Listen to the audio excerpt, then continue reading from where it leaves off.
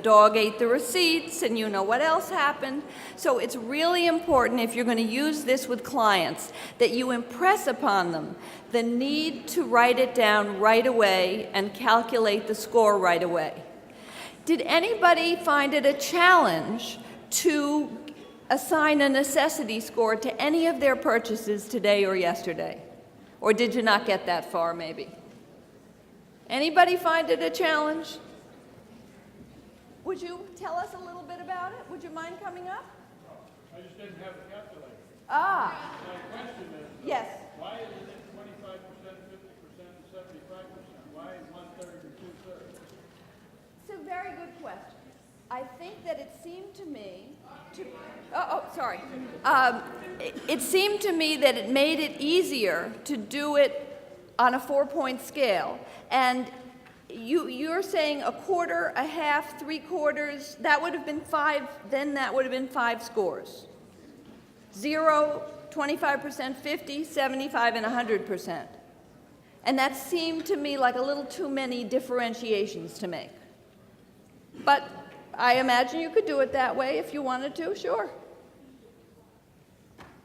Okay, so that is the daily and the weekly weigh-in, and people start to do that. The program that I do is a 12-week program, and they begin that in their 4th week, and I try to get them to do it all the way through till the end. It also forms a very good basis for an eventual spending plan. If you do this for several months, you really get a chance to see where your money is going. Okay, now we're going to do the last of our 3 effective techniques. And do I have a volunteer of somebody? I do have a volunteer. Andy has graciously volunteered to come up and allow me to do this technique with her. Now, let's see if we can figure out a way so that we can both, maybe we'll just have to stand up and do it this way so that we can be heard. Okay, this is a technique that is called the importance ruler. This one works. Oh, okay. How many of you have heard about motivational interviewing? Okay, it is one of the prime techniques in the motivational interviewing canon. Motivational interviewing is a very effective group of techniques for helping people to assess and enhance their motivation to change. And so I'm going to demonstrate this motivational interview with Andy, and this is the task. Andy, I'm going to ask you to think about a change that you would like to make within the next week in either your shopping or your spending behavior that is both measurable, like I don't want to look at any catalogs this week, or I only want to go on the internet 2 hours a day. It's got to be measurable. It's also got to be realistic. So will you think about a change that you would like to make in the coming week, hopefully in your shopping or spending behavior that you can tell us about? I can think of a couple things that are related. I would like to get all my Christmas shopping done by Thanksgiving, be done with it, stay within that budget. We have 5 kids and 2 grandkids. And then I like to shop locally, so I'd like to try not to do the online shopping thing as much, just because I like to support my community. Okay, so how are we going to measure this? You say you want to do all your shopping by Thanksgiving. Do you know what constitutes all your shopping? Yes. Tell us, if you would. Well, I set up a budget for how much we're going to spend on each family or, couple. So you know how many recipients? We know how many recipients. And then figure out what's realistic. And, 4 of them are in college. I've already spent the money for the one that's out of college and has the 2 kids. So I kind of have a baseline of what I think I'm going to spend for the others based on that. And what else? Okay, so you've got a plan. I've got a plan. You know, so you're going to know if you're successful. And then we know how many other family members that we would buy for, because we try to keep that limited because we have more money than the rest of the family, Okay, so we don't okay. really buy and for how others. are you going to measure the thing you said about wanting to buy locally rather than over the internet? I think that's going to be the hardest part, probably, because I'll shop online maybe to see what prices are good, and maybe take those things, print those off, and take them into stores, see if I can get them to match. You know, Okay. so just really trying hard to. Okay, so that's good, because the measurable part of that is that you're going to look on the internet, you're going to print out the stuff, and you're going to, you know, that's measurable. You're not just going on the internet and buying. You're doing something. Okay. On a 1 to 10 scale, how important is it to you to make this change this week, to achieve this goal this week, to get the rest of your Christmas shopping done, to stay true to your spending plan, and to have the majority of the shopping be done in the community? Well, to me, I would say probably 7. A 7. Yeah. Okay. So why is it a 7 and not a 4? This question is asking Andy to assess her level of motivation, to really justify why she's giving it a 7. Why is it this important? Well, my husband's the overshopper in the family, so if I try to get him to follow along with me and get that whole thing done and take his credit card away for the rest of the month, then maybe. Okay. I mean, that's it's Okay. like, get it done. And model Reel for him him in. in the process. Yeah. Okay. What would have to happen for it to be a higher score? This is a way of trying to have the person think about, okay, it's this important. How come it's not more important to me? Not that it should be, but to think about why it isn't more important. Well, for What this, would have to happen for it to be even more important than a 7? for it to be a month from now. For it to be a month from now. Christmas, a few days away. That Yeah. makes a lot of sense. That makes a lot of sense. Okay. So for that goal, it's a time thing. Okay, so how might you go about meeting this goal? What would be a good first step? To actually write down exactly what I plan my limits to be, and then maybe start coming up with some ideas of what I think the other kids and girlfriends, fiancés might like. Okay, what obstacles do you foresee, and how might you overcome them? Well, I've been away for a week, so I'm going to have to go home and do all the other stuff and the work that I didn't do this week next week, and that's going to make it a little bit of a time issue. So how It's much? a lot easier to shop online when you're like midnight. So that's, I think, going to be the difficult part. And how do you think you might overcome that? I'm just going to schedule it. I'll say, on this day I'm going to spend this much time, looking things up. Okay, And then I'm going to go out and find the things on this day. sounds great. Now, how confident are you that you are going to meet this goal this year? Well, I'm pretty good at that. So I would say I'm probably, if I go for like 1 to 10, Yeah, probably an 8. an 8. Yeah, And what? 'cause Okay. I might not find something that was on my list in that Okay. time period. And but, what gives you that level of confidence? because I am, I'm pretty good at setting goals and keeping them. Yeah, I think we could So. see that. Okay, well, great. Thank you very much. And I hope that maybe you'll send me an email and let me know if you... If I did it? Yes. Okay. Okay, so now what I would like us to do is to pair up. Yeah, thank you, Andy. Is to choose a partner, and for 5 minutes, I want you each to conduct a motivational interview with each other. The first thing to do is to write down. You can do it in one of 2 ways. You can decide to interview each other and write it down, or you can write it down first and then interview each other. But I'll give you about 5 minutes. So pick a partner, and then we'll share.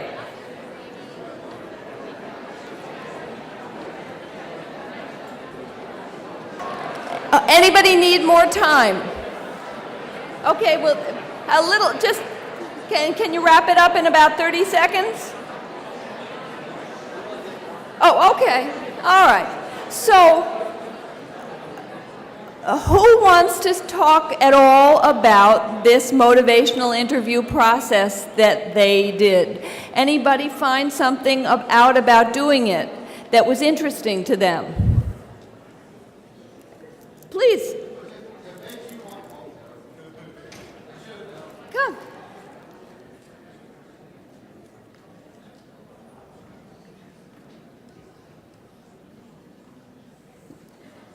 Hi. Hi, John. Hi. Thank you.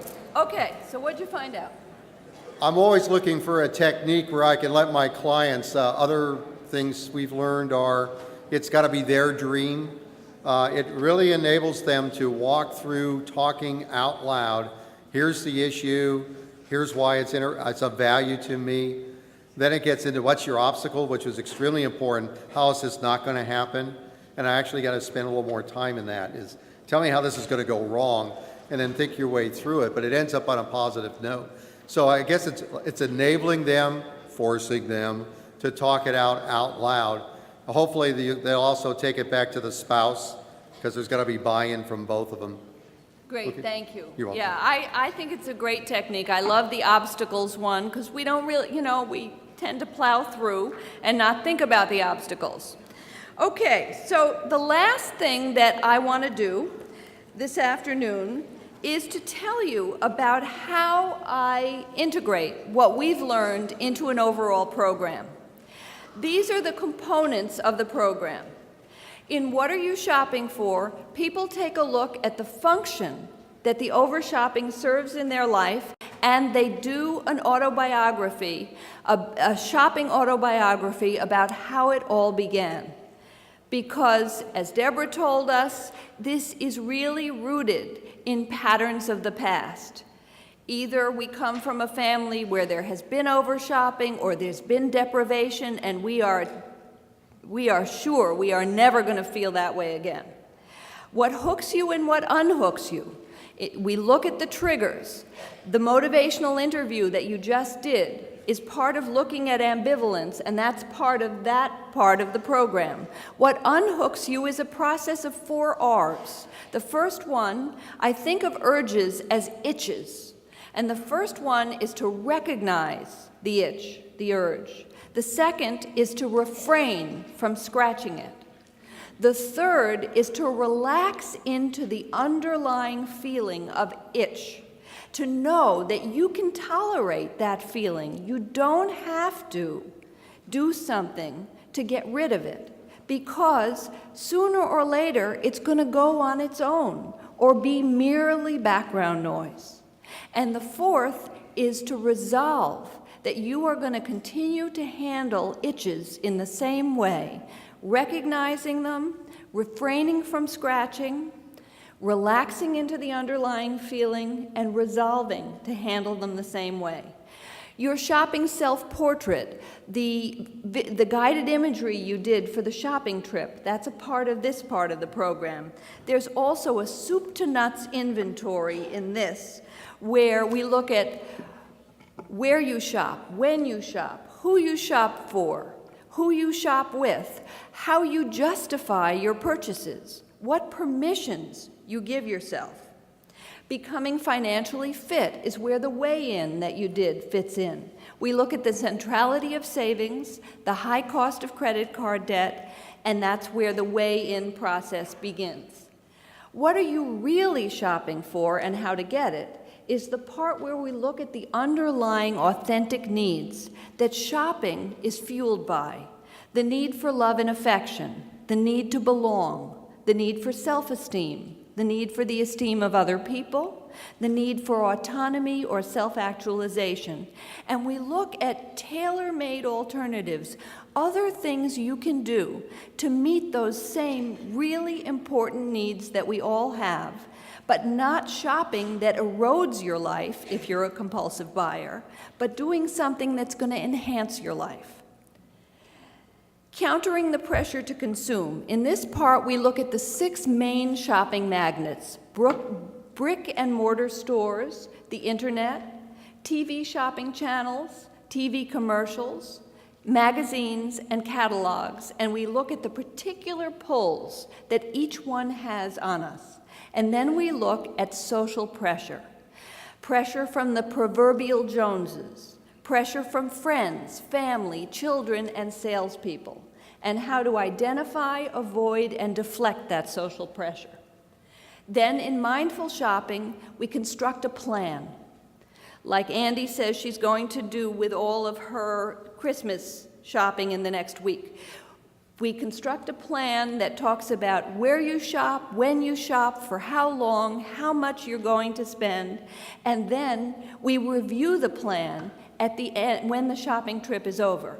We also look at reselling, recycling, and returning. Enlisting the body and the heart and the mind and the soul go a little deeper. And we do a variety of exercises in these two sections of the program that are designed to help people to really be able to use their physical sensations, their emotions, their thoughts, and their spirituality as resources to help them stop over shopping. What If I Start Again is where we look at lapses, relapses, and deal with upcoming high-risk situations. And given the fact that next Thursday is Thanksgiving and Christmas is right away, it's a really important time to think about upcoming high-risk situations, and there is a worksheet for that. And finally, less is more and the cultivation of true wealth. Here is where we begin to explore the idea that shop is not a four-letter word. Shopping can be a vital and important process of search, an activity of self-definition, self-expression, creativity, even healing. It's a matter of the way it's done, and it's also a matter of untying the knot that binds shopping and buying so tightly together. We can shop for experiences and ideas the same way that we can shop for goods and services, and we have research from the University of Colorado that suggests that when we spend our discretionary income on experiences rather than things, we are far more satisfied for a number of reasons.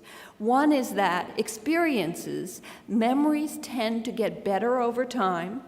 The experiences are less subject to negative comparisons with other people.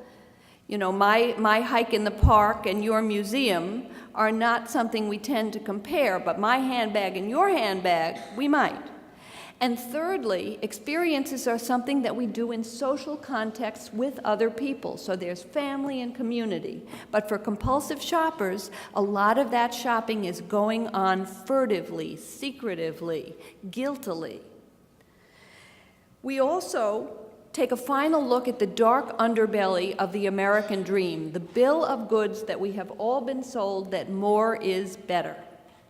We look at the question of how much is enough, at the land of diminishing returns, where the benefits of having so much stuff are far outweighed by the costs of acquiring, maintaining, upgrading, updating, repairing, disposing.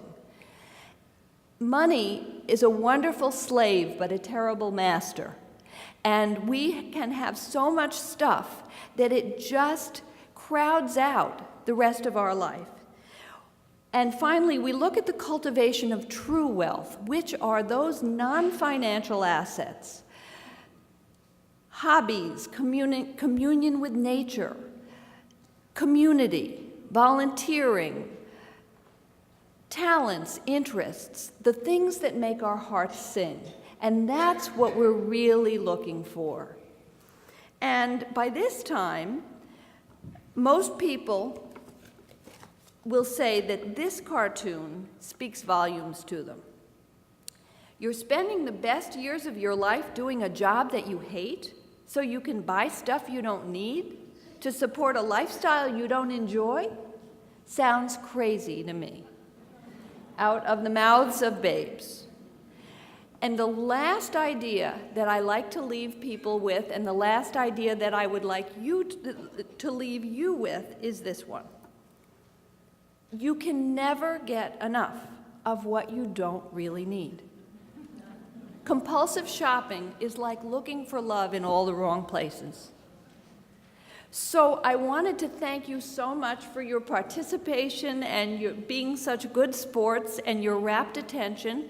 I wanted to let you know that I am teaching a 4-session telecourse to financial counselors, planners, and educators in January. There's a flyer in the back of the room. For anybody who's interested in looking at my books and the journals and those little reminder cards, anybody who makes a purchase can get one, as part of that. There's also one in the back of the book. It's not a laminated one. But I will, and if anybody has any questions, since it's 5:15, I will be happy to stay and answer any questions, but I believe in ending on time.